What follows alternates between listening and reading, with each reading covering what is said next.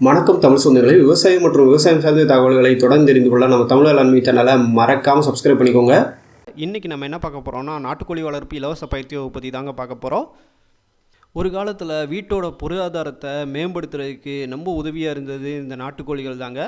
ஆனால் மக்கள் தொகை பெருக்கத்தின் காரணமாகவோ நகரமயமாக்குறது காரணமாகவோ வீடுகளில் வளர்க்கப்பட்டுக்கிட்டு இருந்த இந்த நாட்டுக்கோழிகள் இன்றைக்கி வெகுவாகவே குறைஞ்சிருச்சுன்னு சொல்லலாங்க.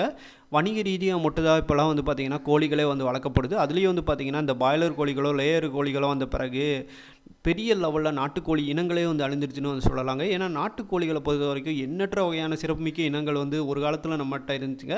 ஆனால் இன்றைக்கி நம்ம வெகுவாக குறைஞ்சிருச்சுன்னு சொல்லலாம். குறிப்பாக பார்த்திங்கன்னா அதிக முட்டையிடக்கூடிய நிக்கோபாரி இனம் அதாவது அந்தமான் நிக்கோபாரில் அந்த நிக்கோபாருக்கு சொந்தமான அந்த நிக்கோபாரி இனம் நாட்டுக்கோழிகள்லேயே அதிக லெவலில் முட்டையிடக்கூடிய தன்மை கொண்டதுங்க.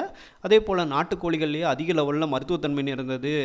கருங்கோழின்னு அழைக்கப்படக்கூடிய அந்த கடக்நாத் கோழி இனங்கள் பெரிய லெவலில் மருத்துவத்தன்மை நிறைந்த கோழி இனங்களாக இருக்குது. குறிப்பாக பார்த்திங்கன்னா இந்த கொரோனா காலகட்டங்களில் நிறையா நபர்கள் தேடி வாங்கின ஒரு கோழி இனம் தான் இந்த கடக்நாத் கோழி இனங்கள்ங்க.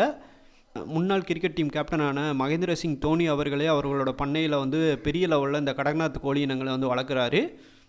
அதுபோக நம்ம தமிழகத்தின் பூர்வீக இனங்களான சிறுவிடை பெருவிடை கோழிகள் பெரிய லெவலில் பார்த்திங்கன்னா தமிழகத்தில் சில பகுதிகளில் மட்டும் வளர்க்குறாங்க.